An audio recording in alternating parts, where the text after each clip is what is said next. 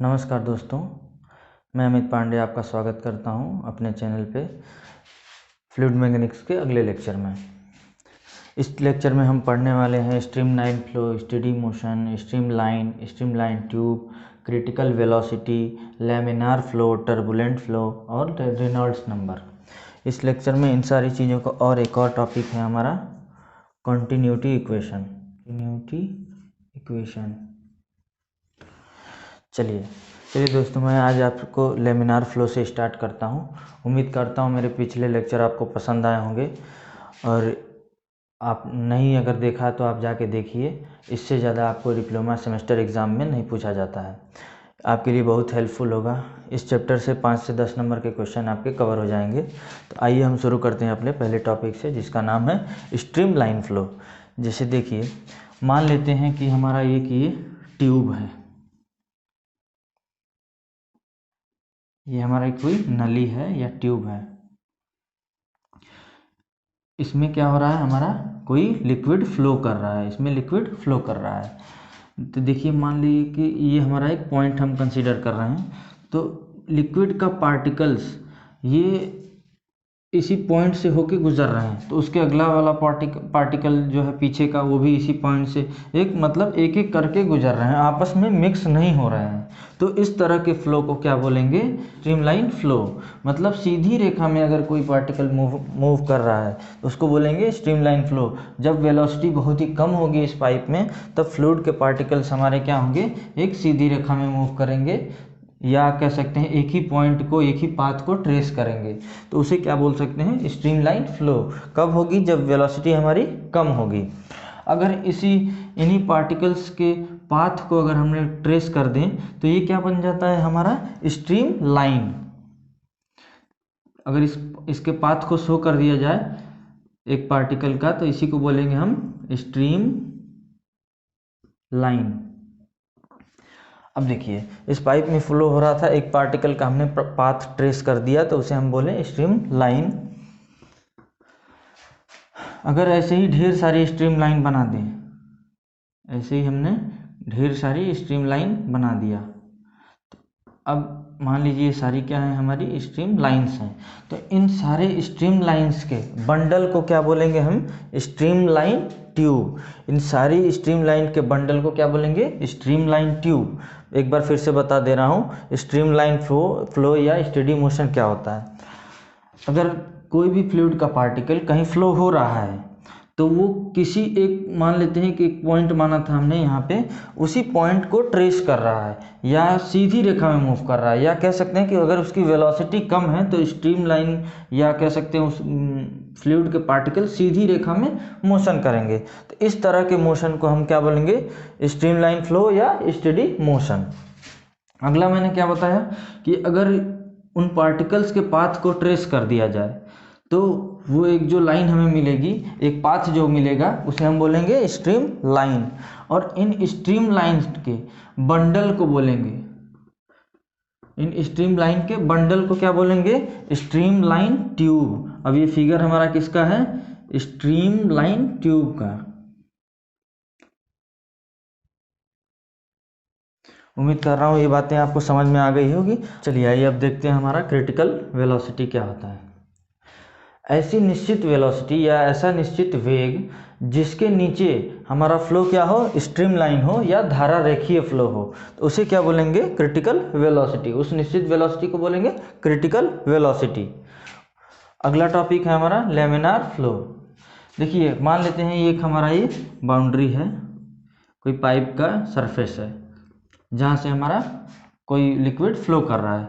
अगर इस पाइप के फ्लो की वेलोसिटी जो है वो क्रिटिकल वेलोसिटी से कम है, पाइप के फ्लो की वेलोसिटी जो है क्रिटिकल वेलोसिटी से कम है, तो ऐसे फ्लो को क्या बोलेंगे, लेमिनार फ्लो। या ये ऐसा फ्लो जो स्ट्रीम लाइन में हो, तो उसे क्या बोलेंगे, लेमिनार फ्लो।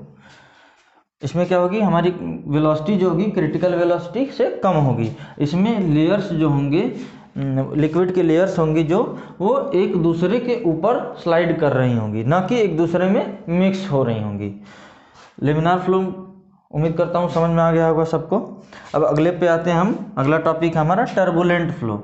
अब देखिए, मान लीजिए ये हमारा कोई बाउंड्री था। अब इसमें क्या हो रहा है कि कुछ इस तरह से फ्लो हो रहा है, ईडीज का फॉर्मेशन हो रहा है। मतलब ऐसा फ्लो जिस फ्लो की वेलोसिटी क्या हो, क्रिटिकल वेलोसिटी से ज़्यादा हो, इसमें ईडीज फॉर्म होने लग जाएंगी, कुछ इस तरह के फॉर्मेशन होंगे।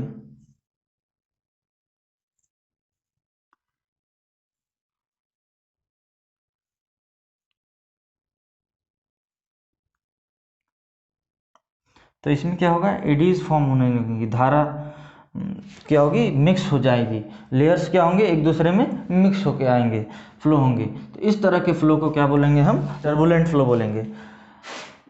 और लेमिनार फ्लो में क्या होता था, लेयर्स एक दूसरे के ऊपर मूव कर रही हैं और इसकी वेलोसिटी जो है कम है, मतलब क्रिटिकल वेलोसिटी से कम है। टर्बुलेंट फ्लो में क्या है, वेलोसिटी जो है क्रिटिकल वेलोसिटी से ज़्यादा है। तो ऐसे फ्लो को क्या बोलेंगे, टर्बुलेंट फ्लो। अगला आते हैं रेनॉल्ड नंबर।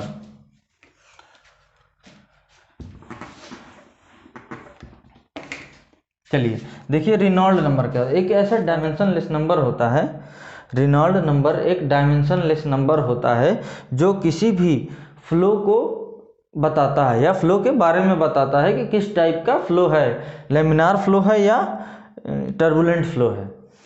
तो रेनॉल्ड्स नंबर क्या होता है, एक डायमेंशनलेस नंबर होता है। इसको आर एन से शो करते हैं रेनॉल्ड्स नंबर को, और इसका वैल्यू होता है rho v d upon coefficient of viscosity. तो ये हमारा क्या है, रेनॉल्ड्स नंबर है। ये डायमेंशनलेस नंबर है, यूनिटलेस नंबर है। अगला आते हैं कि अब इसको किस तरह से बताएगा ये रेनॉल्ड्स नंबर। अगर रेनॉल्ड्स नंबर की वैल्यू 0 से लेके 0 टू 2000 है, तो ये क्या बताएगा, ये होगा हमारा लेमिनार फ्लो। अगर रेनॉल्ड नंबर की वैल्यू 2000 से लेकर 3000 तक है, तो ये क्या होगा, लेमिनार फ्लो बदल रहा होगा किसमें,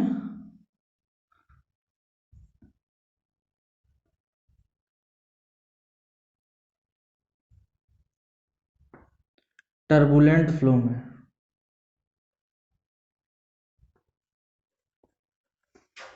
ठीक है, याद रखिएगा दोस्तों इसको। अगर 3000 से ज़्यादा हुआ रेनॉल्ड्स नंबर,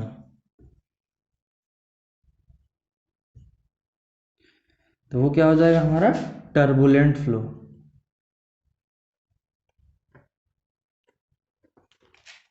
देखिए, याद रखेंगे आप लोग, अगर 0 से 2000 होगा तो क्या होगा, लेमिनार फ्लो।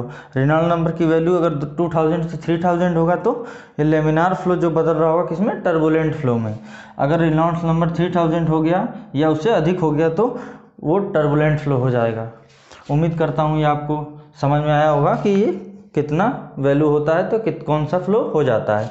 आपसे एग्ज़ाम में पूछा जा सकता है कि आपको पूछेगा टाइप ऑफ फ्लो डिफाइन कीजिए, तो ये आप लेमिनार फ्लो और टर्बुलेंट फ्लो बता सकते हैं। तो उम्मीद करता हूँ ये लेक्चर आपको पसंद आ रहा होगा। अगर पसंद आ रहा है तो लाइक शेयर सब्सक्राइब करना ना भूलें। और ये स्पेशली ये लेक्चर डिज़ाइन है डिप्लोमा स्टूडेंट्स के लिए जिनको सेमेस्टर देना है। अभी मेरे यहाँ कुछ ऑफलाइन स्टूडेंट पढ़ते हैं, मैंने उनके लिए लेक्चर बनाया है ताकि वो आसानी से रिवीजन कर सकें। ये एक तरह से उनके लिए बहुत बेनिफिशियल लेक्चर है, जो शॉर्ट में या इस ज़्यादा डीप ना जाते हुए जितना डिप्लोमा के फर्स्ट सेमेस्टर के सिलेबस में है फिजिक्स, उसको मैं बता रहा हूँ। अब अगला हम टॉपिक पढ़ते हैं क्या, कंटिन्यूटी इक्वेशन।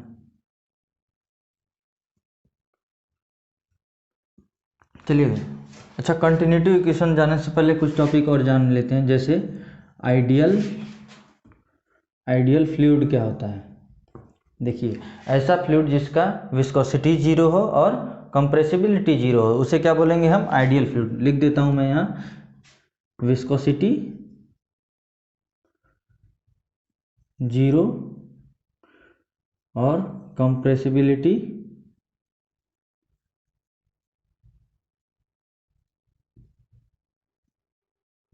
0। तो ऐसे फ्लूइड को हम क्या बोलेंगे, आइडियल फ्लूइड बोलेंगे। चलिए एक और चीज़ जान लेते हैं जिसका नाम है डिस्चार्ज। डिस्चार्ज हिंदी में से बोले तो प्रवाह। कितना वॉल्यूम पर सेकंड किसी पाइप के थ्रू बह रहा है, किसी लिक्विड का कितना वॉल्यूम पर सेकंड किसी पाइप के थ्रू बह रहा है, उसे ही क्या बोलते हैं, प्रवाह बोलते हैं। इसको Q से शो करते हैं और Q is equal to A into V होता है। अब ये देखिए डेफिनेशन में तो कहा जा रहा था कितना वॉल्यूम किसी पाइप से फ्लो कर रहा है, तो वो क्या होता है, हमारा प्रवाह होता है। अगर इससे देखें हम तो क्या होगा, एरिया इंटू वेलोसिटी को लिख सकते हैं लेंथ अपॉन टाइम या डिस्टेंस अपॉन टाइम। तो एरिया इंटू लेंथ क्या हो गया यहाँ पे हमारा वॉल्यूम, तो Q इज इक्वल टू लिख सकते हैं V अपॉन T। ये V वॉल्यूम वाला है, वॉल्यूम अपॉन T, ये क्या है हमारा वॉल्यूम। तो rate of flow of volume is known as discharge, या कह सकते हैं कितना वॉल्यूम पर सेकंड किसी पाइप के थ्रू या किसी चैनल के थ्रू बह रहा है उसे क्या बोलेंगे, हम डिस्चार्ज बोलेंगे। तो डिस्चार्ज को Q से शो करते हैं, A इंटू वी क्या होता है हमारा डिस्चार्ज होता है।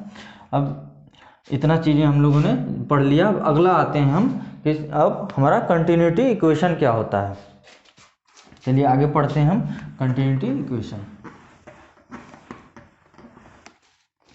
देखिए मान लेते हैं कि हमारा कोई एक पाइप है, मान लेते हैं हमारा एक पाइप है जिसका क्रॉस सेक्शनल एरिया सेम नहीं है। यहाँ कुछ इस इधर का क्रॉस सेक्शनल एरिया A1 मान लेते हैं, इधर मान लेते हैं हमारा क्रॉस सेक्शन एरिया ये हमारा A2 है। ये हमारा क्रॉस सेक्शन एरिया कितना है A2, इधर का A1। अगर यहाँ से हमारा लिक्विड फ्लो कर रहा है, मानते हैं कि हमारा, और इधर से इंटर कर रहा है लिक्विड और इधर हमारा बाहर निकल रहा है लिक्विड। देखिए तो यहाँ से मान ले रहे हैं कि यहाँ इसका V1 है वेलोसिटी इस लिक्विड का फ्लो होने का, और यहाँ से हमारा बाहर निकला, इधर हमारा वेलोसिटी V2 है। हमको पता है जहाँ क्रॉस सेक्शन एरिया कम होगा वहाँ वेलोसिटी ज़्यादा होगा, जहाँ क्रॉस सेक्शन एरिया ज़्यादा होगा वहाँ वेलोसिटी कम होगा। चलिए यहाँ हमको पता चला, इतना हमने समझ लिया। अब देखिए कंटिन्यूटी इक्वेशन क्या होता है। कहा जाता है कंटिन्यूटी इक्वेशन में क्या बताया गया है कि किसी अगर पाइप के थ्रू अगर कोई आइडियल फ्लूइड फ्लो कर रहा है और इस पाइप को हम अगर फ्रिक्शनलेस मान लें, क्या मैंने बताया, किसी अगर पाइप के थ्रू कोई अगर फ्लूइड फ्लो कर रहा है और कौन सा फ्लूइड होना चाहिए, आइडियल फ्लूइड, और उस पाइप को हम अगर फ्रिक्शनलेस मान लें तो इसमें जो प्रवाह की दर होगी दोनों तरफ दोनों एंड पे क्या होगी, कांस्टेंट होगी, या कह सकते हैं डिस्चार्ज इसमें कांस्टेंट होगा। मतलब कह सकते हैं या कह सकते हैं कि एरिया और वेलोसिटी का दोनों एंड पे गुणनफल कांस्टेंट होगा या बराबर होगा। मतलब क्या कह सकते हैं कि A1 V1 is equal to A2 V2 होगा। तो यही था हमारा कंटिन्यूटी इक्वेशन, या कह सकते हैं दोनों तरफ हमारा डिस्चार्ज इक्वल होगा। आइए दोस्तों अगला टॉपिक हम बर्नौली थ्योरम पढ़ते हैं। देखिए मैंने यहाँ पहले से लिख रखा है और फिगर भी बना दिया है ताकि इसमें टाइम वेस्ट ना हो। देखिए क्या होता है Bernoulli theorem. Bernoulli theorem basically हमारा एनर्जी कंजर्वेशन या ऊर्जा संरक्षण के सिद्धांत पे कार्य करता है। अब देखिए इसमें होता क्या है कि मान लीजिए कोई हमारा एक आदर्श द्रव है, कहीं से प्रवाह कर रहा है या कहीं से फ्लो हो रहा है, किसी पाइप या चैनल में फ्लो हो रहा है, तो उसके जो पाथ के हर पॉइंट पे total energy per unit volume का सम जो होगा हमेशा कांस्टेंट हो रहा है। एक बार फिर से बता देता हूँ, अगर कोई आइडियल फ्लूइड किसी पाइप से या चैनल से फ्लो कर रहा है तो उसके पाथ के हर पॉइंट पे total energy per unit volume जो होगा कांस्टेंट होगा, या एनर्जी पर यूनिट वॉल्यूम क्या होगा, कांस्टेंट होगा। तो इसको बोलते हैं, इसी को बोलेंगे बर्नौली थ्योरम या बर्नौली का प्रमेय। मतलब P + 1/2 rho V square plus rho G Z is equal to constant होगा। तो मतलब क्या समझा, ये क्या है हमारा pressure energy per unit volume, ये है kinetic energy per unit volume, ये है potential energy per unit volume, जो कि क्या होगी, इसकी सम जो होगी हमारी कांस्टेंट होगी। चलिए उम्मीद करता हूँ ये इसका डेफिनेशन समझ में आ गया कि बर्नौली ने क्या बोला था। अब हम आगे पढ़ते हैं ये इसका डेरिवेशन कैसे निकाला जाए। ये इसको प्रूफ कैसे करें।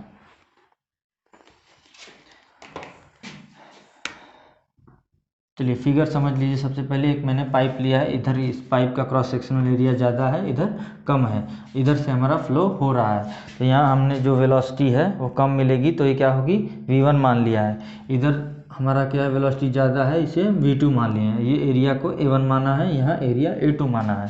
ये x सिरा मान लिया है, ये y एंड है, ये x एंड या और ये y एंड, और ये हमारी डेटम लाइन है जहाँ से इसका डिस्टेंस मेज़र कर रहे हैं, इसके पाइप के सेंटर का। तो पाइप के सेंटर का डिस्टेंस यहाँ से मेज़र किया, इसको z1 मान लिया, इसको z2 मान लिया। चलिए आगे हम अपना प्रूफ पे चलते हैं, कैसे इसको प्रूफ करेंगे। ये भी हेडिंग मिटा दे रहे हैं, डायरेक्ट प्रूफ हम बताते हैं।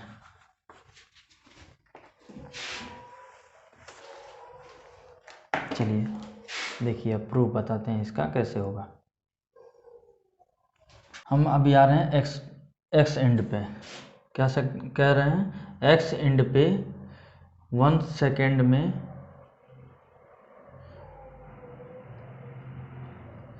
किया गया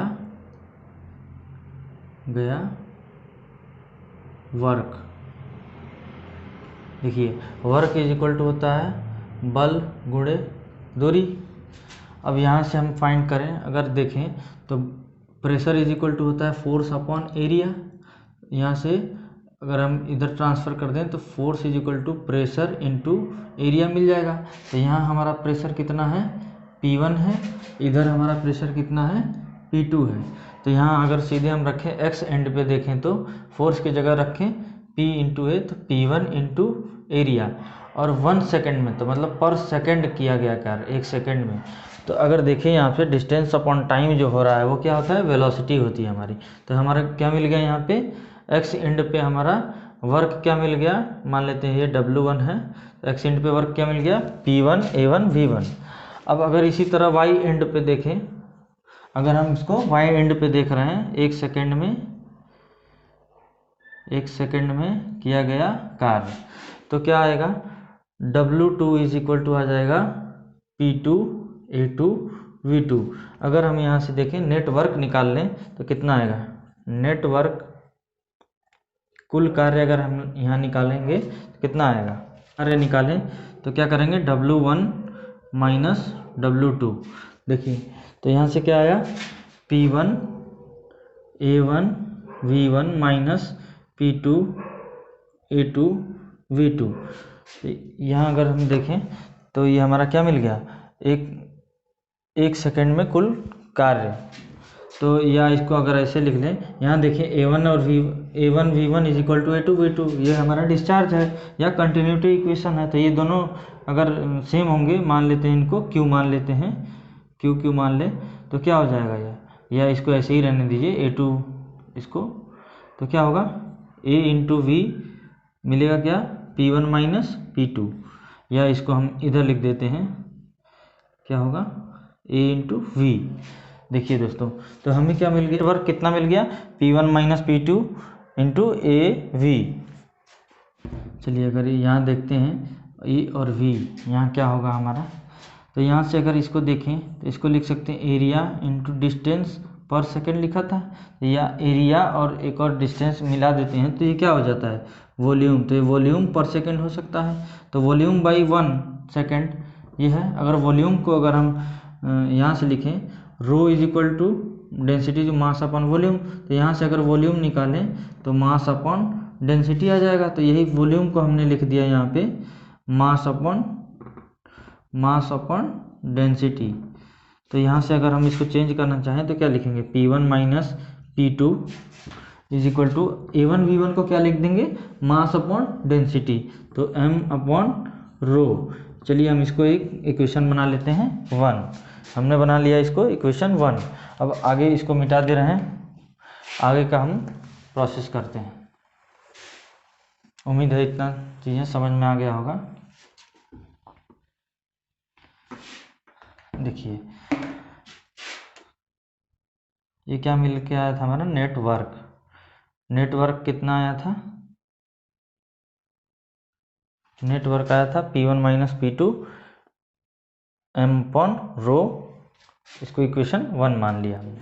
अब हम निकालेंगे कि x सिरे पे और y सिरे पे काइनेटिक एनर्जी क्या होती है। तो x सिरे पे अगर देखें तो k1 मान लेते हैं इसको, काइनेटिक एनर्जी को, क्या होगा, हाफ m v1 का स्क्वायर। y सिरे पे देखें तो क्या आएगा, k2 is equal to half m v2 का स्क्वायर। अगर नेट काइनेटिक एनर्जी निकाले जाए या चेंज इन काइनेटिक एनर्जी, क्या लिखेंगे, चेंज इन काइनेटिक एनर्जी निकाला जाए तो क्या आएगा, हाफ, अब कौन सा ज़्यादा है यहाँ पे, काइनेटिक एनर्जी, वेलोसिटी इसकी ज़्यादा है तो काइनेटिक एनर्जी वहाँ ज़्यादा होगा। तो क्या लिखेंगे, k2 माइनस k1। अगर इसको सॉल्व करें तो क्या आया, हाफ m v2 का square minus half m v1 का स्क्वायर। यहाँ से अगर सॉल्व करते हैं तो क्या मिलेगा हमको, हाफ m कॉमन, इधर से v2 का स्क्वायर माइनस v1 का स्क्वायर। चलिए ये हमारा एक इधर काइनेटिक एनर्जी में चेंज पता चल गया। चलिए देखिए इस इक्वेशन को हम इधर लिख देते हैं। यहाँ पे net work is equal to आया था P1 minus P2 m by रो, इसको हमने एक इक्वेशन 1 मान लिया था। अब देखेंगे कि ये हमारा एक इक्वेशन मिला है, del K is equal to half m v2 का स्क्वायर माइनस v1 का स्क्वायर, इसको इक्वेशन 2 मान लेते हैं। अब इसको हम मिटा देते हैं। अब अगला पार्ट हम इसका करते हैं।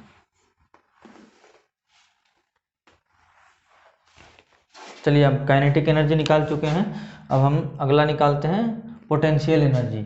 देखते हैं क्या होगा।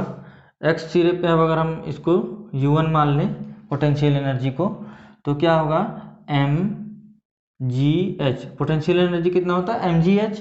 तो हमारा h क्या है, हाइट क्या है यहाँ पे, z1 है।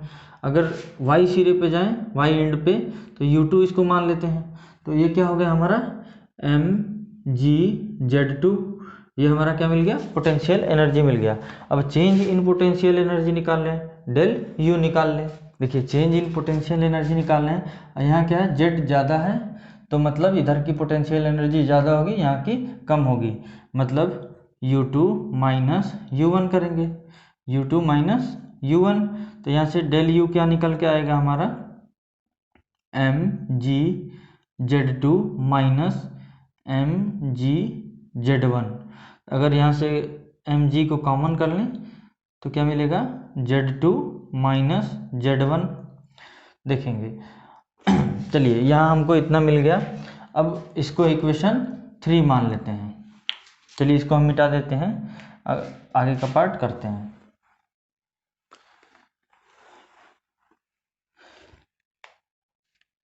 देखिए हमने अभी तक क्या निकाला, यहाँ हमने निकाला del U is equal to mgz2 minus z1, ये इक्वेशन हमारा 3 मिल गया। चलिए अब इसको भी मिटा देते हैं। चलिए अब हमने क्या देखा, नेटवर्क निकाल लिया, काइनेटिक एनर्जी और पोटेंशियल एनर्जी। तो नेटवर्क ही किसके बराबर होगा, नेटवर्क हमारा क्या होगा, kinetic energy plus potential energy होगा। Change in kinetic energy plus potential energy, ये हमारा वर्क एनर्जी थ्योरम से हो जाएगा। तो देखेंगे नेटवर्क हमारा कितना आया था, यहाँ से देखेंगे क्या आया था, P1 माइनस P2 यहाँ m by rho is equal to half m v2 का स्क्वायर माइनस v1 का स्क्वायर, यहाँ प्लस mg, यहाँ क्या है, z2 का स्क्वायर माइनस z1 का, सॉरी z2 माइनस z1। देखिए एक इक्वेशन हमारी मिल गई। यहाँ से अगर चाहें तो हम देखिए mm कैंसिल हो सकता है यहाँ पे। ये अब हम क्या करते हैं, इधर ये जो रो है इसको इधर मल्टीप्लाई कर देते हैं और ब्रैकेट भी ओपन कर लेते हैं। पहले हम ब्रैकेट ओपन कर लेते हैं फिर मल्टीप्लाई करेंगे। P1 माइनस P2, ये क्या आ गया, 1 रो है, तो इधर इसको मल्टीप्लाई कर दिया तो 1/2 v का स्क्वायर माइनस 1/2 v1 का square plus gz2 minus gz1। अब देखेंगे इसको रो को इधर मल्टीप्लाई कर लेते हैं, P1 minus P2 is equal to half rho V2 का square minus half rho V1 का square plus rho GZ2 minus rho GZ1।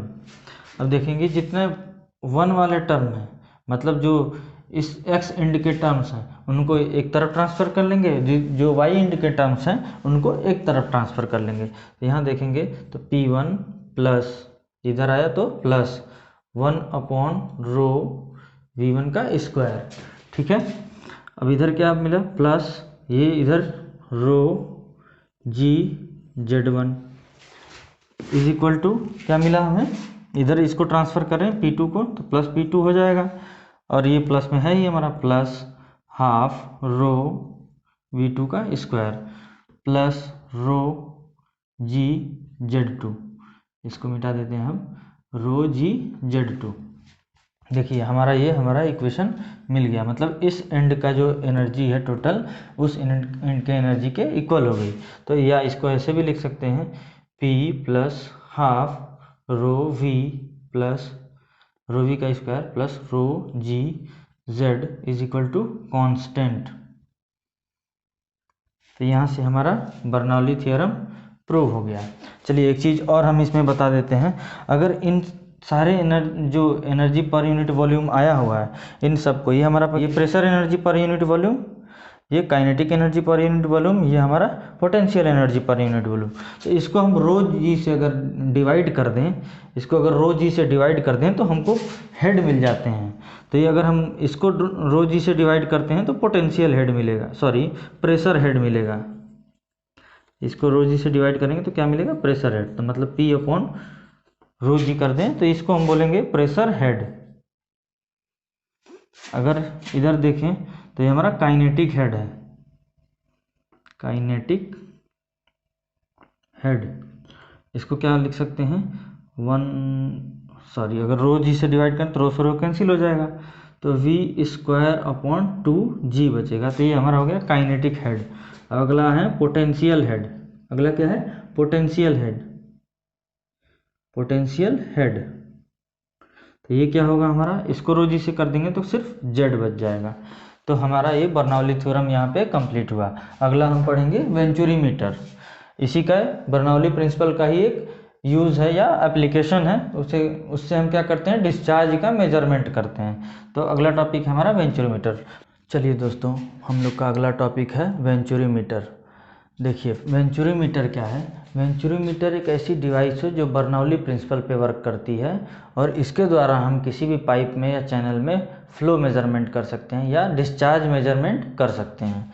क्या है वेंचुरी मीटर, क्या है, एक ऐसी डिवाइस है जो बर्नौली थ्योरम पे वर्क करती है या बर्नौली प्रिंसिपल पे वर्क करती है, और इसके द्वारा हम किसी भी पाइप या चैनल में डिस्चार्ज का मेजरमेंट कर सकते हैं या किया जा सकता है। अब देखिए, चलिए हम आप देखते हैं। एक मैंने यहाँ फिगर पहले से ही बना रखा है। देखिए इसमें समझते हैं क्या क्या चीज़ें हैं। हमने एक वेंचुरी मीटर का फिगर बना दिया है। ये जो हमारा पतला क्रॉस सेक्शन यहाँ पे है उसको थ्रोट बोलते हैं। अब इसी से हम पता करेंगे कि कितना डिस्चार्ज हो रहा है, ये हाइट हम निकालने की कोशिश करेंगे। देखिए क्या करते हैं पहले कि हम यहाँ पे एक एरिया, इस एरिया को मान लिया हमने A1, यहाँ जो फ्लो का वेलोसिटी होगा उसको हमने V1 मान लिया है, और थ्रोट के एरिया को A2 मान लिया है, और वहाँ पे जो वेलोसिटी होगा V2 होगा। यहाँ हम देख रहे हैं कि क्रॉस सेक्शनल एरिया ज़्यादा है और वेलोसिटी यहाँ कम है, तो यहाँ क्या होगा, हमारा प्रेशर ज़्यादा होगा। ज़्यादा प्रेशर होगा तो हमारा जो लिक्विड होगा वो ज़्यादा ऊपर तक जाएगा, मतलब इसकी हाइट ज़्यादा मिल जाएगी। और यहाँ पे देखेंगे वेलोसिटी, क्रॉस सेक्शनल एरिया कम है तो वेलोसिटी ज़्यादा होगी, इस वजह से हमारा प्रेशर का मान यहाँ पे कम होगा, इसलिए यहाँ पे लिक्विड कम ऊपर तक चढ़ेगा। तो यहाँ से हम इसका हाइट का डिफरेंस निकाल लेंगे, उससे हम प्रेशर आसानी से निकाल सकते हैं इसमें। चलिए आइए हम यहाँ पे कोशिश करते हैं कि कैसे डिस्चार्ज निकालेंगे। तो यहीं से हम एक डिस्चार्ज निकालने की कोशिश करेंगे। चलिए देखते हैं। पहले हम क्या करेंगे, यहाँ पे प्रेशर डिफरेंस निकाल ले रहे हैं। यहाँ अगर देखें तो P1 माइनस P2, यहाँ प्रेशर ज़्यादा है, यहाँ कम है, तो मतलब P1 माइनस P2 किया। तो यहाँ क्या कर सकते हैं, अब हमने आपको प्रेशर पढ़ाया था रो जी एच। अब ये कहाँ से आया, मैंने पिछले लेक्चर में आपको बता चुका हूँ, तो अगर आपने पिछली वीडियो नहीं देखी है तो जाके वहाँ से देख लीजिए ये रो जी एच कैसे आया हुआ है। तो यहाँ हमने रखा रो, इस रो क्या है, इसमें जो लिक्विड है उसकी डेंसिटी है रो जी एच। एच यहाँ कितना है H1 माइनस रो जी H2। यहाँ देखिए H1 माइनस H2 क्या है, H है, तो या इसको ऐसे भी लिख सकते हैं P1 minus P2 is equal to rho G. H1 यहाँ कॉमन कर लिया, रो जी क्या बचा H1 माइनस H2। अब देखिए H1 माइनस H2 क्या है, H के बराबर है, तो यहाँ से P1 minus P2 is equal to rho G H।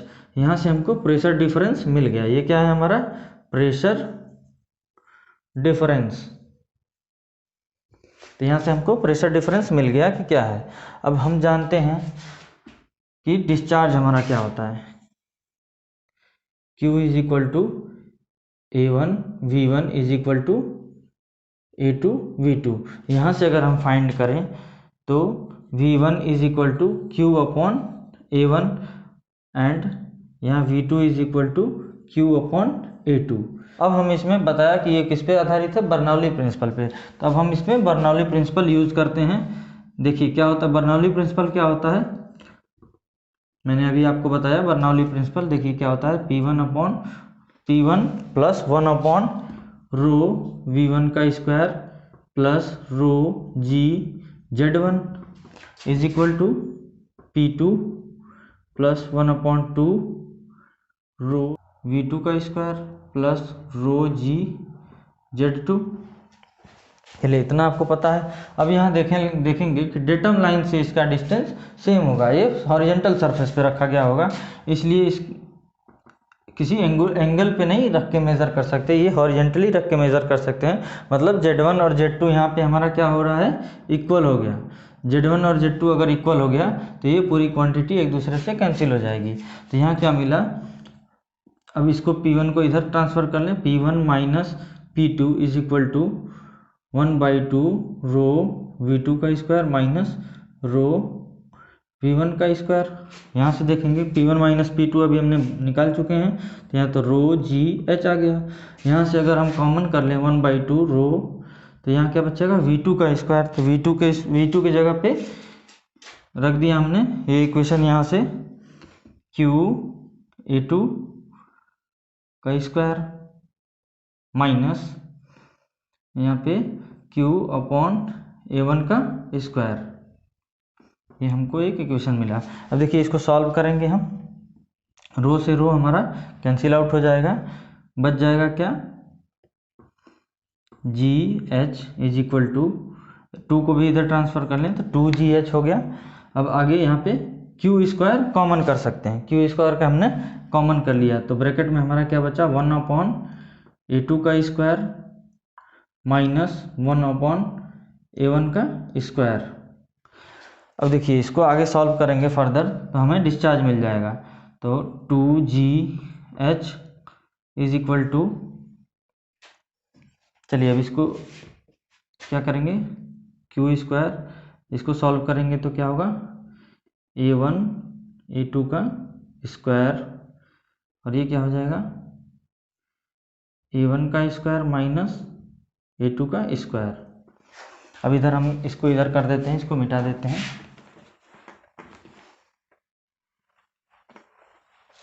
देखिए हमारा क्या आया है 2GH is equal to Q square bracket में A1 का स्क्वायर माइनस A2 का स्क्वायर अपॉन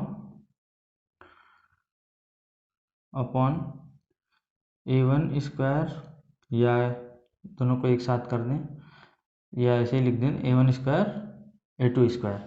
अब देखेंगे यहाँ पे क्या हो रहा है, अभी हमको डिस्चार्ज निकालना है, तो इन क्वांटिटीज़ को इधर या इसको इधर ले आते हैं, तो क्या होगा यहाँ पे अगर Q square is equal to, इनको इधर लाएंगे तो 2GH तो ऐसे ही रहेगा, और ये हमारा ऊपर चला जाएगा 1 का स्क्वायर और A2 का square upon A1 square minus A2 square. देखिए अब हमको यहाँ पे एक मिल गया। अब हम क्यों निकाल लेंगे यहाँ से, तो ये क्या हो जाएगा, इधर अंडर रूट में चला जाएगा। तो अगर ये अंडर रूट में जाता है तो क्या बचेगा 2GH, और इधर A1 का स्क्वायर A2 का स्क्वायर अपॉन A1 का स्क्वायर माइनस A2 का स्क्वायर। अगर अंडर रूट से इसको सॉल्व कर दिया जाए तो क्या होगा, A1 A2 under root 2GH upon under root A1 square minus A2 square. देखिए यहाँ से हम डिस्चार्ज का मेज़रमेंट कर सकते हैं बहुत ही आसानी से। अगर कोई भी हमारा ये क्या होगा, वेंचुरीमीटर होगा, तो इसमें इसकी एरिया पता होगा, थ्रोट का एरिया पता होगा, और हाइट यहाँ से हम चेक कर लेंगे कि कितना हाइट है, और ग्रेविटी की वैल्यू भी हमको पता है 9.8 मीटर पर सेकंड स्क्वायर होती है। तो यहाँ से हम आसानी से डिस्चार्ज मेजरमेंट कर सकते हैं। अगर इस पर न्यूमेरिकल पूछता है तो आसानी से वैल्यू पुट करके हम न्यूमेरिकल को भी सॉल्व कर सकते हैं, डिस्चार्ज फाइंड कर सकते हैं। या अगर ये एरिया दे दिया हो और हाइट दिया हो, या H1 H2 दे दिया तो हाइट निकाल लेंगे, वहाँ से हम आसानी से वेंचुरीमीटर का डिस्चार्ज मेजर कर सकते हैं। उम्मीद करता हूँ आपको ये लेक्चर पसंद आया होगा। यहाँ हमारे फ्लूइड मैकेनिक्स का पार्ट ख़त्म होता है। अगले पार्ट में फिर मिलेंगे हम आपसे। तो आप लाइक शेयर सब्सक्राइब करना ना भूलें। Thank you.